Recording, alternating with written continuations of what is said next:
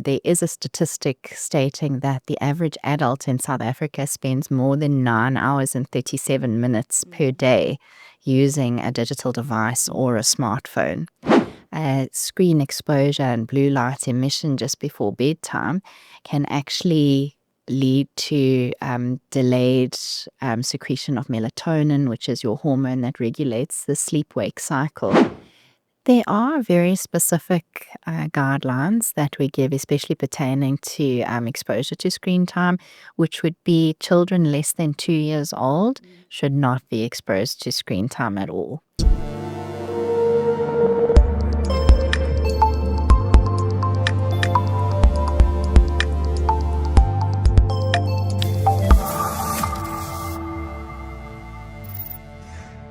Hello and welcome to another episode of ITWeb TV with me, Kensani Kwashu, social media content creator and portals journalist at ITWeb. We are living in a world where screens dominate our lives. From dawn till dusk, we are constantly connected, constantly scrolling and constantly consuming. The numbers are staggering. The average person spends over 9 hours a day staring at screens.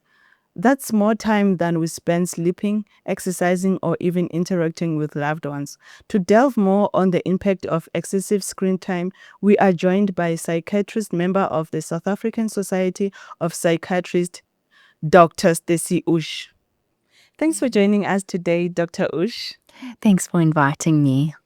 It's a pleasure.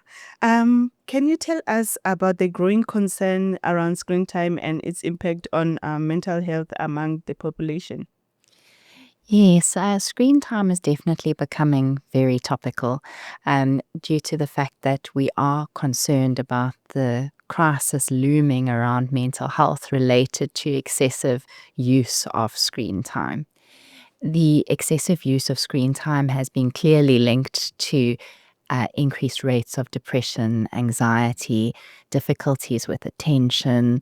It has even been shown to affect particular areas of the brain and especially impacts on the reward pathway in the brain and a neurochemical in that pathway being dopamine. And it actually alters this neurochemical pathway in a way that is actually similar to substance use, creating dependency and symptoms of addiction actually related to screen time. And screen time is actually impacting our population from a cognitive perspective, children more from a cognitive developmental perspective, but it is very, very concerning, the psychiatric ramifications and impacts, and the fact that there is this higher rate of anxiety and depression. And the factors that drive that are multifactorial, and they are also it also impacts significantly on one's physical health, on one's social interactions. And so if we take a larger view of how it's impacting our lives, it is really infiltrating multiple different areas and spheres of our lives. And I think as a larger population, it's very important for us to understand the risks and how this can harm us, but can also help us in some ways. And whilst technology is helpful, we also need to be very cognizant of the risks. You've mentioned that South Africans spend more time on screens than almost any other nation. What are some of the most alarming statistics you've come across? Is it an epidemic? And what is being done about it? And how is SASAP involved in mitigating the risk? Absolutely, it is. It is very concerning that there is a statistic stating that the average adult in South Africa spends more than 9 hours and 37 minutes per day using a digital device or a smartphone. And about 22% of this time is using social media platforms. This really, really is concerning because this is a large amount of waking hours spent on social media. It's almost a third of our waking hours spent on tapping, swiping, etc. And it definitely is concerning how much time it is taking up. And the fact that this is so clearly linked to psychiatric illness such as depression and anxiety really does concern us. And so SASOP, or the South African Society of Psychiatrists, has actually developed a position statement on screen time. It is particularly focusing on children and adolescents, but it does give concise views with very clear guidelines and well-reasoned information pertaining to how to manage this, and also how the public policymakers as well as practitioners can go about navigating the risks of screen time. And it's really important for us to understand that. And so SASOP really distributes this position statement as a way of trying to guide us and help us to navigate this new challenge that we have before us.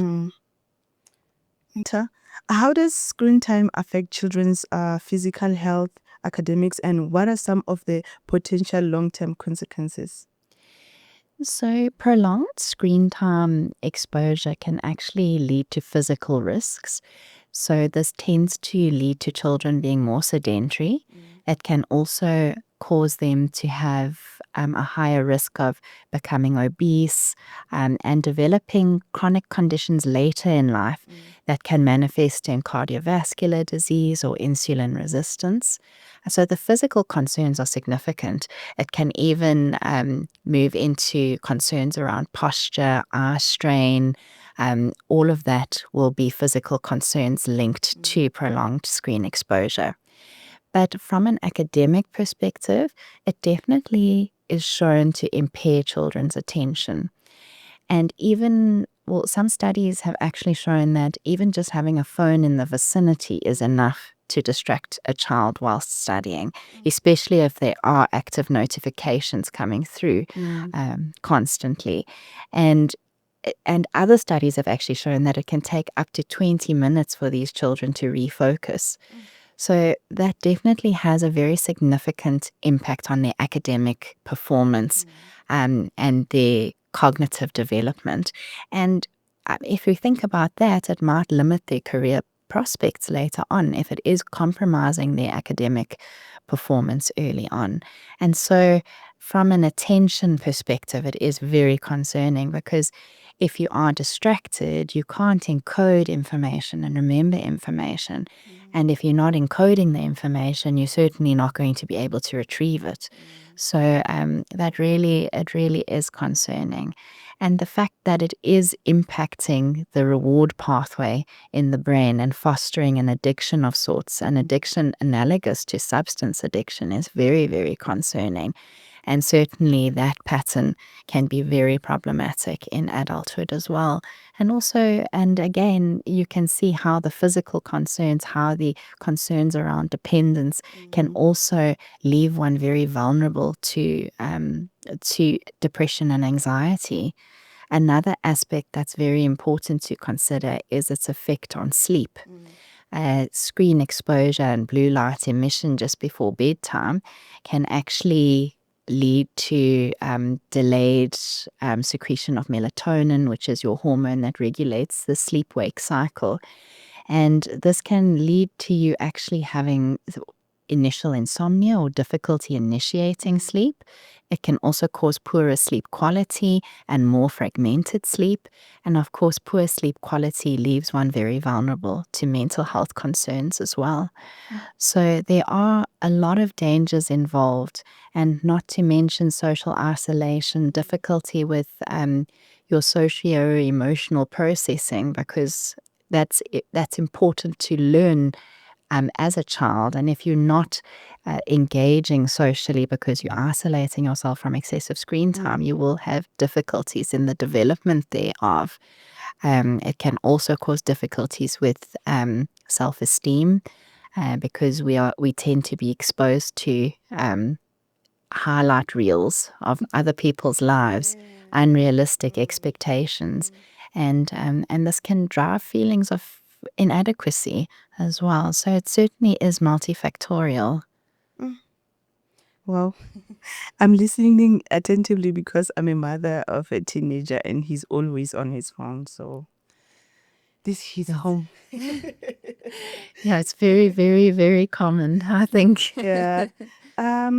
You've noted that adolescents who spend more than 5 hours a day on digital devices are 70% more likely to have suicidal thoughts or actions. What can parents do to mitigate the risks? So there's actually quite a lot that we can do as parents. The first and foremost being modeling good behavior in terms of using digital devices. And so it's important for you to be very aware of how much time you're spending on a screen and the quality of content that you are viewing on a screen, because children will be aware of all of that. And I think it's important to try to use technology in a more positive way to assist you with help, education, work. Try to limit social media scrolling around children, but also to encourage device-free zones and device-free times. So device-free zones being not having the devices in your bedroom at night. In fact, it's actually better for parents to take custody of their children's phones at night to ensure that their children are getting a good night's sleep. Children's brains are still developing and their self-control is not as developed as an adult brain. So I think it is important for us as adults to recognize these risks and to try to assist in protecting them and guiding them. But at the same time, fostering open conversation with them around the risks and around the benefits and how we're going to balance that. And what boundaries you have in your home to try to protect your children in that regard. So it is important for children to have a concept of how much screen time is allowed, to try to encourage screen time that is quality screen time, that fosters educational or creative outlets predominantly. And I know it's not perfection we're looking for here. It's just some semblance of balance. And of course, we'll never be perfect with this, but if we can model even a few steps in the right direction for our children, it will certainly make a big impact on them, because them observing our behaviors is a big part of what they will enact and what they will perceive as being normal. So it really is important in that regard. So yeah, I think our behavior is really important. And again, avoiding phones and devices around meal times is really important, because you want your children to engage socially, to be able to foster those deeper, meaningful relationships in your family system, but also for their socio-emotional development. It's also important, obviously, as we discussed earlier, about not having screens at bedtime because of how that affects sleep. So those are two big areas that one can take quite a big step forward in trying to promote healthier use of screen time and device-free zones, but really just not limiting it totally, but just being very mindful of what your children are watching. Supervise the content. Don't allow the content to be unregulated completely, because children can fall victim to cyberbullying and other unregulated content like pornography, severe violence. Can become quite distressing for them, and what they're watching needs to be age appropriate. And so we need to be very active in how we manage it, and we need to be very intentional around screen time. It's not something that we should allow to kind of continue as is. It's something we need to be very intentional about and to talk to our children about. And make them understand. Yeah, no, definitely. It's important. It is important for them to understand that it can be harnessed in a really wonderful way, but that it can be really harmful too. And I quite like the analogy of screen time to fire, whilst fire is really helpful in our lives and can be harnessed for such good, it can be very dangerous. And so you have to be very careful how you use it. I couldn't agree with you more. Doctor, how can parents balance the benefits of technology with the potential risks, especially in learning environments? I think it's important for us to understand our children's educational goals, and sometimes it can be helpful to understand, potentially even from their teachers and schools, how technology is being integrated into education and trying to ensure that it is achieving educational goals. It is, and again, it is all about balance, and we do want our children to be able to harness the technology tools available to them, and for that to enhance their learning and development. But where it becomes problematic is where it's actually holding their development back, and it's impairing their cognitive, socio-emotional development and functioning. That's where it becomes problematic. And so establishing the balance is not easy, especially in our society today. But I think there is increasing awareness around this topic. And I really do think that we can be very mindful of the kind of screen time that our children are being exposed to, and also allowing them to embrace the tools that will actually enhance their academic performance, but still allow them to think creatively, etc. And that's where we need to make sure that they have those device-free zones as well, or those device-free times, because I actually read an interesting article posted by Harvard Medical School where they said that creativity and imagination emerges from boredom. And I think it's important for our children not to be exposed to only this sort of mindless scrolling, and for them to be able to be creative and imaginative in their environment, and to encourage that outdoor exposure, which is so good for our physical and mental health. You've provided some guidelines for parents to limit screen time and encourage offline activities. Can you walk us through some of these recommendations? There are very specific guidelines that we give, especially pertaining to exposure to screen time, which would be children less than 2 years old should not be exposed to screen time at all. And what's going to happen to Coco? Sure, yeah. No, I don't know. They'll have to reserve it for the 2 to 5-year-olds who are allowed who are allowed about an hour. But even then, we would rather encourage that screen time to be video conferencing with family members, because there's a level of engagement there, and it's not passively watching content, and trying to focus it on age-appropriate educational content that can also foster them to think and to engage, but and not to mindlessly watch. And so, 2 to 5, the guidelines are around an hour maximum per day, and 5 years and older children, a maximum of 2 hours per day, to try to limit screen time to that.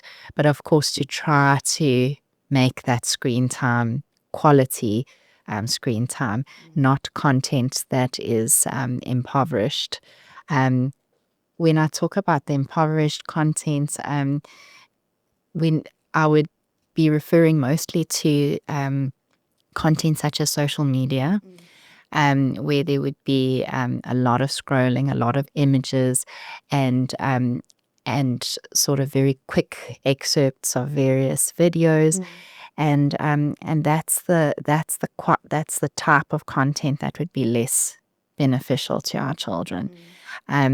That type of content is also driven by artificial intelligence algorithms that tailor the content to individual preference, which maximizes screen time without considering the ethical considerations. So that's definitely a risk in children and in adults.